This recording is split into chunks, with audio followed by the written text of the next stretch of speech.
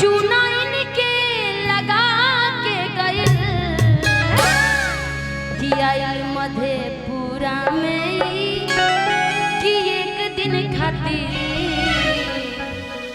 कि सबके चूना लगा के गए।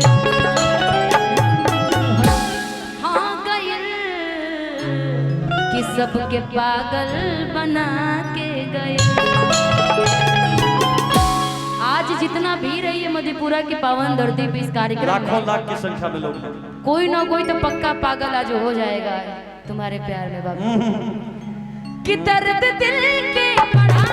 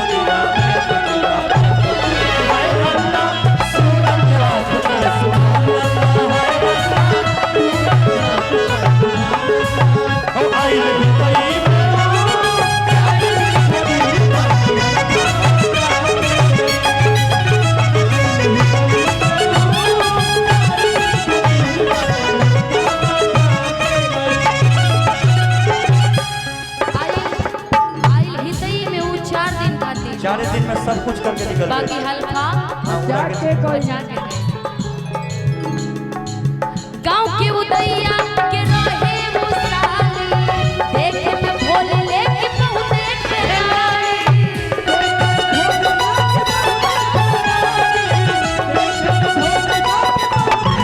गांव के सिवेश जी के रही मुसाली देखे में भोले लेके पड़के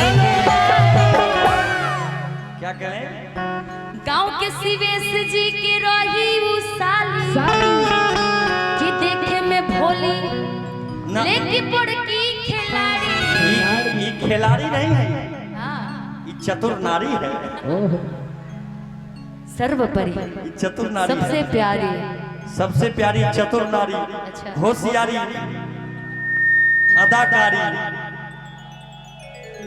अब बाल ब्रह्मचारी। गांव के मुकेश जी के राही वो साली देख में भोले लेके पड़की खिलाड़ी। देख में भोले लेके पड़की खिलाड़ी। देख में भोले लेके पड़की खिलाड़ी। हो चुनाई सन लगा के गए। हो चुनाई सन लगा के गए। हो रोगोई सन लगा के गए। आइल हितई में वो 4 दिन खातिर सबके करता पूरा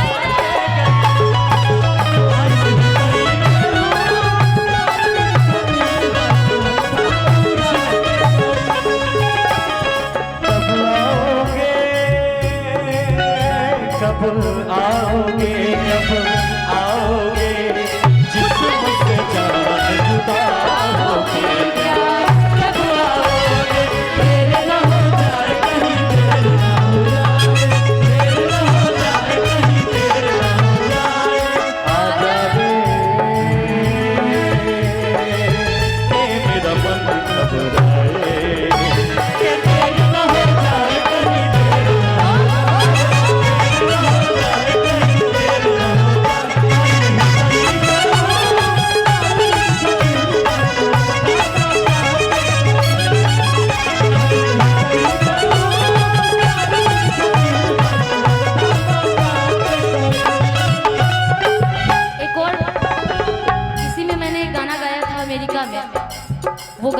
बहुत अच्छा वायरल हुआ। कैसे कैसे तू हमर जान हो तू ही परान हो, तू हमर जान हो तू ही परान हो, तू हमर जान हो तू ही परान हो, तू हमर जान हो तू ही परान हो।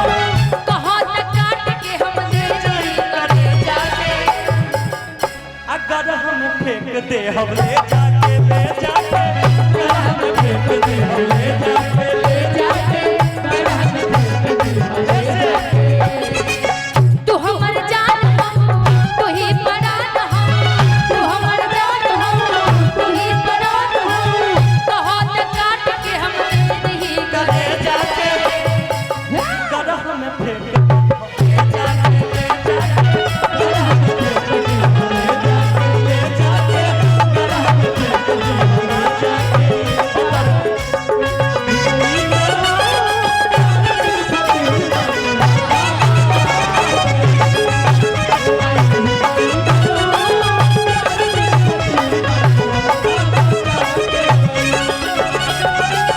एक दिन घूमे हमरा आइली गावे, कहल कि खाते आई हाथ उछावे।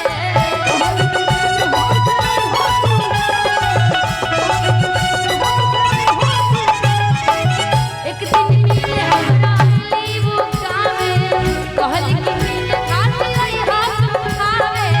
कहल कि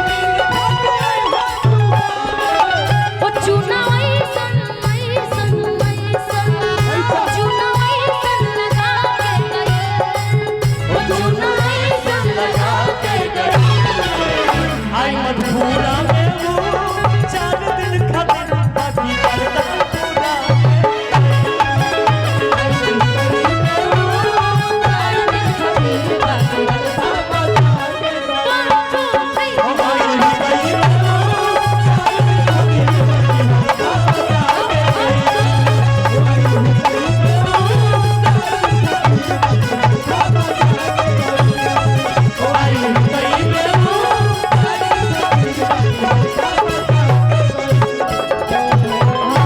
अच्छा, इतना कुछ हो गया। आपको पता है कि मुकेश यादव कौन है? के बा उनको बुलाइएगा तब ना पता चलेगा किसी कि ने कौन है। बताया ही नहीं। हम चाहते हैं कि मुकेश भैया जहाँ कहीं भी हो मंच पर आने का कष्ट करें। कब से मुकेश जी का तो हम लोग नाम सुन रहे हैं, लेकिन हम लोग भी नहीं मिले हैं अभी तक। दर्शन अभी तक नहीं हुई। आप मिले? नहीं आप चुपके से मिल लिए होंगे, झूठ बोलते हैं।